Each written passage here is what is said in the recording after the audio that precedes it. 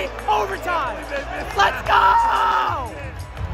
Yo, what is good, Knicks Nation? Welcome back to another Richie Knicks Media recap video. I was at the Knicks game, as you guys know. I know a bunch of you guys saw me on TV. I was sitting there. Here's a picture of me. Here's some videos of me that was broadcasted on MSG. I was going absolutely insane. I was dancing, dude, guys, this was the greatest game I've ever experienced. You can hear the raspiness in my voice. I was going wild, screaming on the top of my lungs. I'm excited to break down this game. I have a lot to talk about, and I got a lot of highlights that I recorded myself that I'll show you guys. So before I hop into this video, if you guys are new to Knicks Media, do not forget to hit that subscribe button. If you guys want to check me out over on Instagram and Twitter, that is at NYKnicks_media. And if you guys enjoy the video, please do not forget to thumbs it up. With that being said, let's jump right into this recap video. And again, I'm sorry, my voice is definitely a little raspy because, like I said, I was going crazy.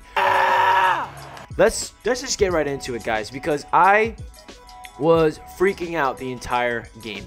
From the first quarter, even all the way until midway through the fourth, I was saying, wow, I can't believe it.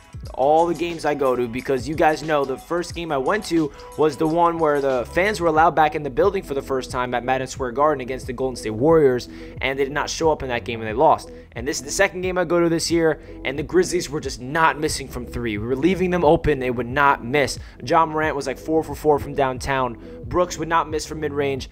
Everybody would not miss, and I was freaking out. Like, nobody was doing anything in the first half besides Derrick Rose and IQ. We saw a lot from Obi Toppin in the first half as well, but Julius Randle and RJ Barrett were doing nothing. Julius got his first field goal with 3 minutes left in the third quarter, and RJ had like 5 points going into the fourth quarter. And oh, I'll get into RJ Barrett, guys. Don't you worry. Don't you worry. So listen, guys, there's a lot to get into. My mind's all over the place. I just got off the train. I just got home. I got a lot of footage to show you guys. So here are some highlights of the game. This was when RJ Barrett got the rebound after they missed a free throw, and he went and tied the game. Watch how crazy I go.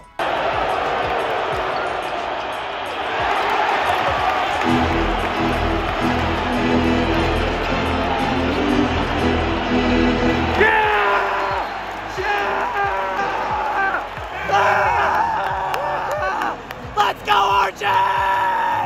Yeah! Let's go! So yeah, that was the moment that RJ Barrett tied up the game. I was going crazy. The Garden was rocking. Did not seem like there was 2,000 fans in there at all. Literally felt like a packed house. I was so ecstatic to see RJ Barrett take that step tonight and just put 15 points up late in the fourth quarter and overtime to put the Knicks on top. What he did in this game, he is the reason we won. He had to go to the free throw line. He drew a foul in the corner. He had to shoot 3 free throws. We're down by 3. Could RJ Barrett hit three straight free throws to tie up the game? He did.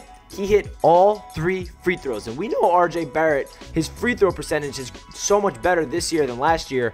But for him to hit 3 free throws in a row in that crunch moment was huge for RJ Barrett. If he missed 1 or 2 of those, it would have been a big deal. RJ Barrett would have been, everybody would have been saying, oh, RJ's not clutch. But he showed up big time in multiple aspects of tonight's game. On defense, locking up Ja Morant. And on the offensive end with that shot I just showed you with the 3 free throws. And then he hit a clutch 3-pointer with 1 minute left in overtime to give us a 3-point lead. RJ Barrett is a 20-year-old, guys, is putting this team on his back. He is going to be the future of this team. He's the present and the future. He's the youngest player on the team, as you guys know, and he is getting better and better, and that just shows you the resiliency, the mentality, the dog. He has that it factor. He has that killer mindset, that I don't even know what else to call it. RJ Barrett to just turn on a switch after having 5 points and finish with 7 of 13 from the field, 2 of 4 from three-point land, and being able to put the team on his back when it matters most and, glide us to a victory. RJ Barrett deserves so much credit. I'm so sick of all these people like ESPN, these national media companies not giving him the respect. He was not even mentioned in the top 25 under 25 years old list. Are you kidding me? RJ Barrett's not on that list. I'm not going to get into that right now, but still, I can just keep going on and on about how amazed I am from RJ Barrett, and it's so awesome to see his growth. You guys know me. I never, ever in any one of my videos, or even before I made a YouTube channel, had any doubt in RJ Barrett throughout his struggles as a rookie, throughout his struggles beginning of the year. I knew he had that it factor, and he is showing it to us every single game, getting better and better. And we know that, you know, he missed that game-winning shot against Minnesota. And Anthony Edwards, he called him out. He's like, yeah, we wanted RJ to shoot that ball, and RJ saw that. And he laughed. And he said in an interview, I cannot wait until I can shoot the ball when it matters most in the clutch to win the game or tie the game. Well, tonight he did that. He got the rebound, went across the court, and just got a beautiful layup to tie up the game, hits 3 free throws in a row, hits a clutch three-pointer, finishes with 20 points. You can't ask more for our 20-year-old stud. So let's get into some other individual performances. Emmanuel quickly off the bench had one of his best games in a long time because he hasn't been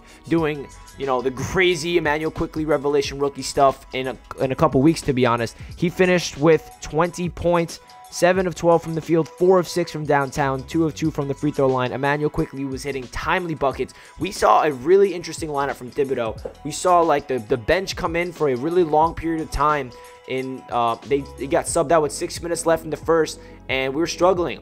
Julius Randle was not doing anything. RJ couldn't get anything going, and our starters were struggling. Peyton couldn't do anything, so he brings in the bench. Obi Toppin, I'll get into him eventually, but he had a really long stretch on the court, probably his most minutes of his career. Actually, no, only 14 minutes, but he was on the court for a long period of time, and Emmanuel quickly showed up tonight. We needed him. He hit a lot of clutch buckets, and IQ looks like a stud. Cannot wait to see what he becomes.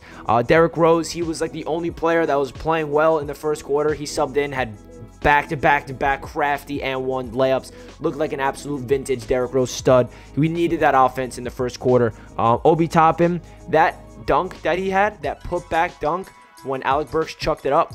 I don't have a video of it, unfortunately, but my point of view from where I was sitting, it was insane. I wish I can show you guys what I have an image in my brain, because he was levitating. I mean, you guys saw the replay of it, but when Obi Toppin went up and dunked that, I was going crazy. Me and my dad looked at each other like, what?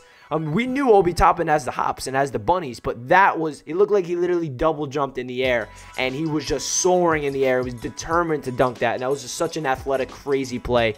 Obi Toppin, I'd love to see what he's doing. He's running in transition. Derrick Rose is finding him. He's finding his rhythm. He's not dropping 15-plus points right now, but I like the steady growth we're seeing from Obi Toppin. Hopefully he can keep that up.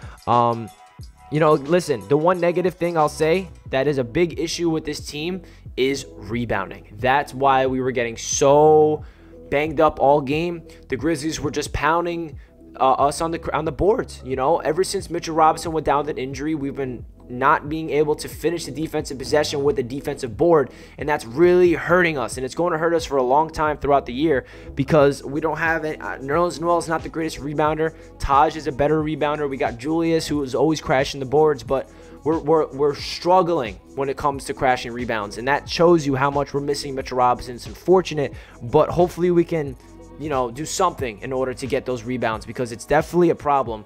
Another player we should talk about, Alec Burks, 19 points. He showed up in the clutch. Sometimes I was getting a little annoyed with Alec Burks because he was dribbling too much and shooting where he shouldn't, but he definitely had some timely hoops. He had a very clutch three-pointer in overtime. But hey, man, I don't even know what else to say. As you guys can see, my voice is literally broken. Wait a second, guys. I'm just looking at the stats. I didn't even know that Julius Randle had a triple-double. Are you kidding me? This was like one of Julius's worst games of the year. In my perspective at the game. He did not hit a field goal until 3 minutes left. He was so passive, couldn't hit a shot, and I just noticed that he had a triple-double. 15 points, 11 assists, and 10 rebounds. That's insane. That is insane. Julius Randle, that's when you can tell a player is really good. When he looks like he's having an off night and you look at his stats and he drops a triple-double. I mean, Julius Randle, shout out to you. He hit a clutch bucket at the end. He missed a game-winning shot, but hey, RJ Barrett's there for a reason, because if Julius isn't going to hit it, RJ will. So, guys, that really does it for my recap video. I had a lot to say. Obviously, I was on TV. You guys showed me a lot of love, giving me all the pictures and videos on Twitter, showing me on Instagram, and I was live during the game. It was a really awesome experience. Thank you guys so much for showing so much support to Knicks Media and, you know, putting that all over Twitter, because I would not know I was on TV without you guys. That was awesome. Thank you guys so much again. It really means the world to me. All you guys showing me so much love, countless support on Knicks Media. This is only the beginning. I'm about to hit 6,000 subscribers. Cannot wait to hit that milestone. Thank you guys so much for the support. This Knicks dub is so big for the future of this season. It was such a big win, guys. This is going to propel us into a really good stretch, in my opinion. I feel like the schedule's getting rough, but if we lost this game, we would have went 3 games under 500. Instead, we're just 1 game under 500. That's a really big difference. Let's keep up the momentum. Comment down below Statue of Liberty emoji if you guys stayed into the end. Thank you guys so much for all the support once again, and I'll catch you guys in my next video. Let's go Knicks. Peace.